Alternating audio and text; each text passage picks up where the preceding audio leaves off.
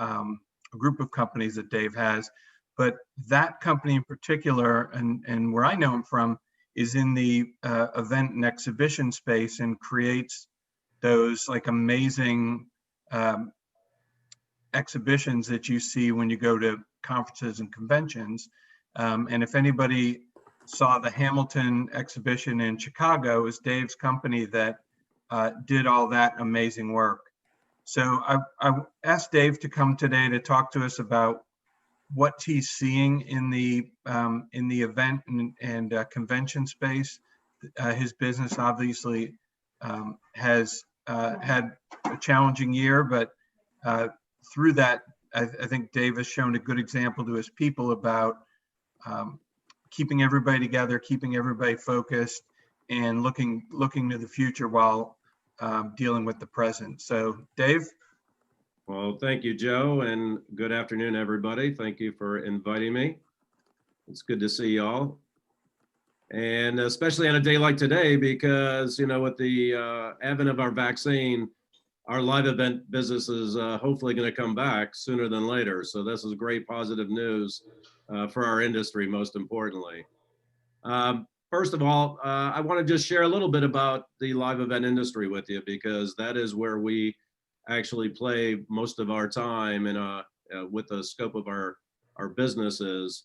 And as Joe has just said, we actually developed our company as 3 different divisions, all within the live event space. So we have a fabrication group, which is where we build these environments.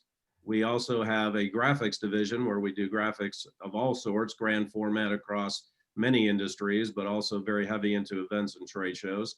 And we have a flooring group that's almost 100% into the trade show world. We're one of the largest suppliers of flooring to the trade show industry. So we also have a commercial division to that is nowhere near as big, but is now getting as very important for us. So I tell you all that so you can get an understanding, a little perspective of what we've dealt with since March.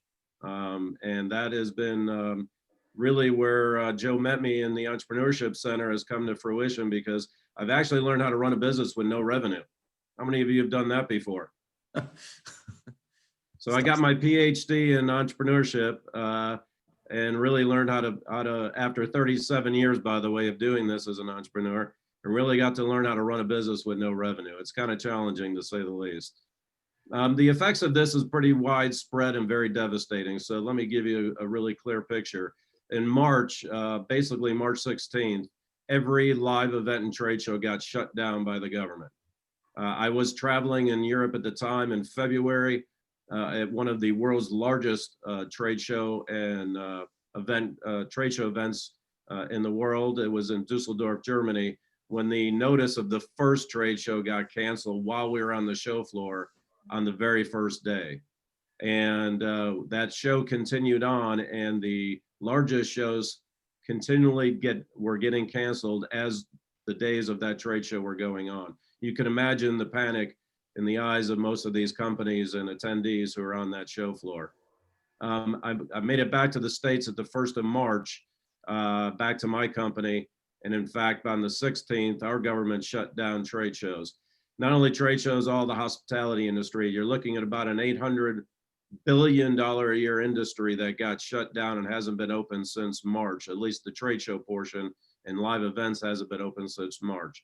So revenue stopped with our largest division, which was more than half of our business in the flooring end.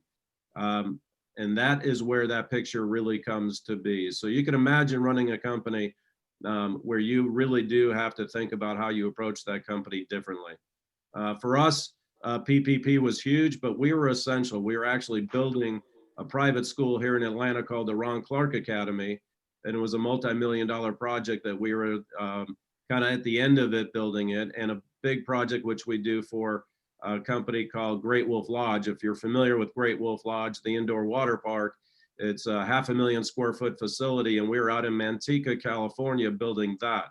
So ironically, we're on both sides of the country doing work, and that took us all the way through the beginning of June. When June hit, PPP was able to step in for us, and fortunately, we were able to get it, and perhaps a salvation for us to make it through, basically to where we're at today. Of course, we've had to scale back. We cut probably 80% of our staff at some point was cut. We've been able to hold the rein pretty tight, and we were in survival mode. And frankly, I won't call it survival mode, but things are definitely different than what they were in March. Fortunately, from January to March was the best revenue year we had ever had, but our industry ever had. So we started out the year in a fantastic mode and a very upbeat. And as you can imagine, from a financial point of view, it also helped us get through this crazy situation that we're experiencing for us. So where many industries really have prospered during this time, we've had to find our path and find our ways to continue to have revenue going. And I'm asked a lot, what did you actually do with the focus of the business? And I'll be honest, one of the things we did is we leaned into the salvation of our industry first and foremost, that our care and compassion for our own people and our industry was way more important than making a dollar. And so I got involved with a group, and we were founding members of a group called Live for Life, trying to get our industry back to work.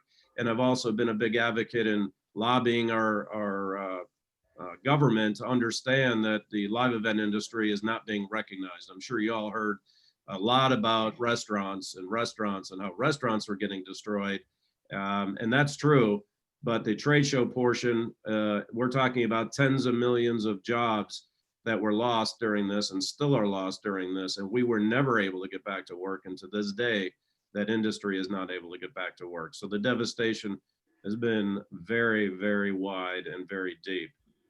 Now, I've grown up with these companies. I started my company when I was 21 years old. I came out of KSU after 3 weeks, which back then in the early 80s, that's all you needed. You know that, right?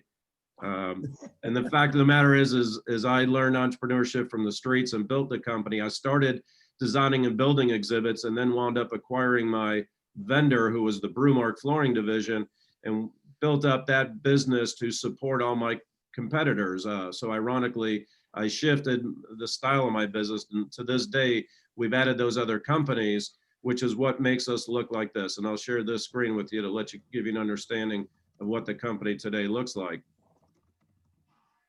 So this is the makeup of Exploring. We are actually made up of these different divisions. Fabrication is ID3 group, but the flooring group, Brewmark, is where we started. And GCI is our graphics division, and Chisel 3D is our three-dimensional division. And we do build fascinating projects, but also we go down to building a single banner or a single large image in our graphics division, or to this right now, we're even working on doing things that are in the residential space for revenue for our flooring group. I'll throw this out there while I have the time. There's one goal that we have, and that's getting through this next quarter. In fact, first quarter of next year is going to be pivotal for the trade show and live event industry. And it will be for us as well. We are really looking very strongly at making sure that we do everything we can revenue side to make it through, and that's our goal. Our goal is to get an order from every single one of you that's here today. If we could do that, we're going to make it through first quarter. So that's all we need. That's perfect. I shared this video with you. It speaks a lot. It's been playing in the background, but we'll share a lot about what we're all about with the company. It's recycling through, so bear with me one moment. It's about a minute and a half, and this will give you a really good understanding of what we're about. Then I'll take some questions from you. Come with us and take a journey. Watch as we construct your dreams into a reality, as we stretch your ideas into an experience beyond your greatest expectations, as we forge your masterpiece from the depths of your imagination. Together, we are the artists, the innovators, the engineers, the builders of your vision. Together, we are a team of innovative minds with the means to create your conception, to craft your vision with the intricacy and the skill that it deserves. We are here for you. No idea too big, no detail too small, no task too difficult. We will work through you to bring people extraordinary things. For you, we will work to create the impossible, the unforgettable. Let us help you discover greatness that is unparalleled. Stand in awe as we bring your ideas to life in a way that you never dreamed was possible. So come with us and journey into a creative world of possibilities.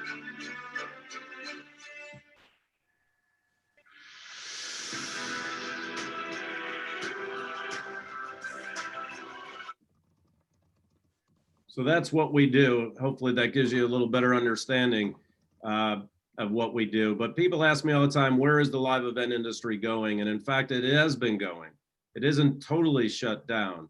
You know, with mandates that came out, we were able to have 10 people, then 50 people. Now we could have about 200 people to live events. And the hotel industry is actually hosting events to this day.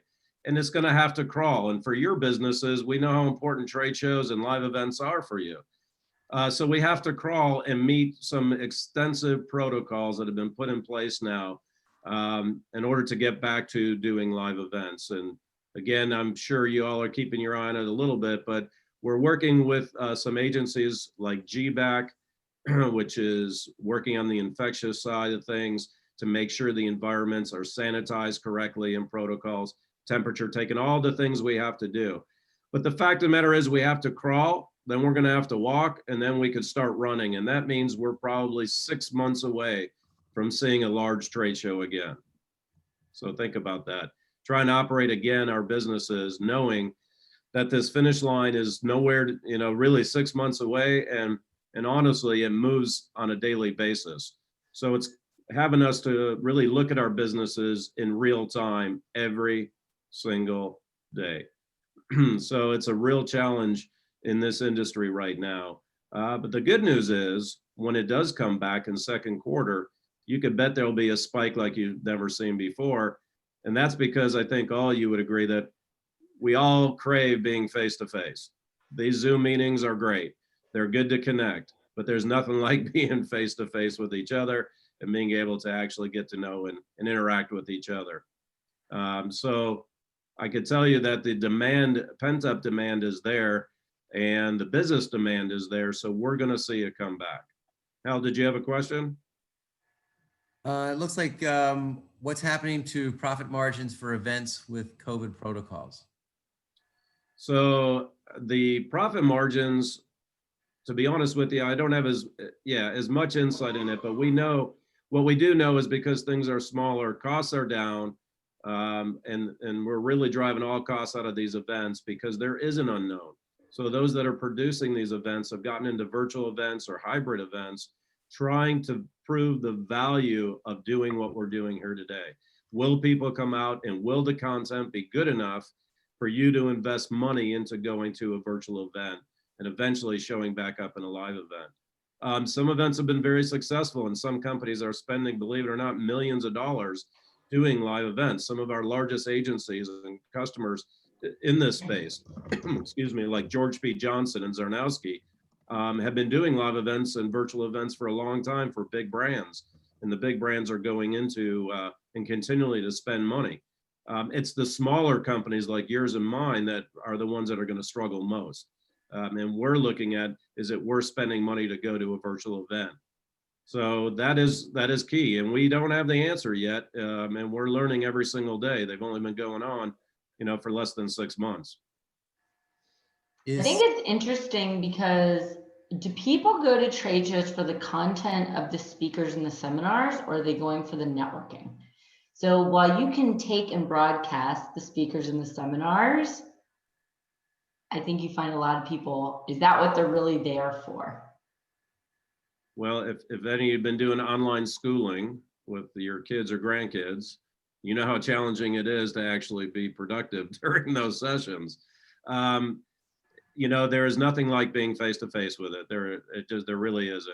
And that social interaction is imperative to a true success of these events. I will say that you're getting, because you have to, people are coming out, but they're also with doing it the right way with live streaming or recorded information, it has been effective. Just how effective is yet to be seen. Hal and I were talking, one of the good parts is we're able to do analytics right now, so we actually can know how effective they're being and how effective they can be. So we're garnering, just like any website, all the analytics, how long you've been on, where you've gone, who you've interacted with, getting digital content from those people that are attending. Those are all very powerful information. The issue is it's all very tactical. It's not very individualized, right? So we don't really get a good connection. So Dave, we're still. And Dave, Hank asked the question, can trade shows be conducted outside? Is it practical, reasonable to do something outside? So we've seen a lot of creativity. Of course, an industry that is creative in its own right. We've actually seen them. We've seen outdoor events going on and some outdoor trade shows going on, which I think is brilliant, and I love seeing that. So we've actually seen that. I think you're going to see unique environments being used more and more these days that are indoor, outdoor, until things truly come back to its quote norm or new norm. So yes, I think that's a great use of it. A great. I know the Kennesaw Business Association had a meeting that was all outdoors. If we were to say that this COVID issue is going to last through the summer or into the summer, what do you envision businesses needing to or should be doing on the backside? Is it go back to what we were? Are you referring to business or are you referring to the trade show side? Trade show side. Where do we play? How do we use you? Look, right now, planning is essential, right? You have a unique opportunity of where you've been on pause to rewind and do everything you want to do right when it pertains to going to live events and to trade shows. So pre-planning now and being very strategic is important. Because companies are probably going to be scaling back, it gives you a unique opportunity. Think about the largest exhibit companies normally have the biggest spaces. Well, now you're going to be able to step into an environment and maybe play in an environment that is smaller, giving you a bigger presence, a bigger opportunity. I can tell you in the early days, because I was here when trade shows weren't cool back in the 80s. So back in 1982 and 83, when I started, very few people knew what a trade show was, and you can go onto the show floor with a small company with a big presence and be accepted and be looked at as a bigger player. Well, that's kind of where we're rewinding to. You're going to have some unique opportunities on the show floor these days, and if you could be strategic with it, you will be in great shape. Well, tell me about the Dragon, and our company's really spending money on that. Jonathan, can you repeat that? Tell me about the Dragon, because that was pretty cool. Our company's really spending money on that, and where can I get one of those dragons, man? We'll talk after the session here, Jonathan, and yes, you can get one. So that is actually one of the elements we built at the Ron Clark Academy. That's in a middle school, and it's a very iconic piece. But, this is where experiential is the key word. You're seeing this go on across the country in retail. You're seeing it going on almost at every touch point. Things are changing on how we interact. And so things like the Dragon is just representative of a fun, interesting, interactive environment. And we're doing a lot of things. So yes, we just closed a project with Peanuts. We just built Snoopy and Charlie Brown and Lucy for an activation that's going to be in a mall. And that was something that has been, you would think wouldn't be for the holiday season very good. We've also built over 500 social distancing elements and graphics for malls across the country so you can interact with Santa and do it safely. So we've been creative in the types of projects that we're going after, but you bet, Jonathan, people are still investing money because it is a unique opportunity to capitalize on that. And so not everybody is just stopping. And I give to some degree, they have to keep investing. Otherwise, they're going to be flat out and have no business. I mean, they have to innovate and do you want to be up front, or do you want to be in the middle of the pack, or do you want to be behind? And I think a lot of these brands see a great opportunity. So for the Peanuts brand, you can imagine going in and hearing the Peanuts song and interacting. It's a well-known brand that's going to get a lot of recognition when no one else is doing this. And we've done work for HDTV, we did an activation for them. They pulled back, so there's real benefit in being up front right now and taking a lead, even in an environment like this.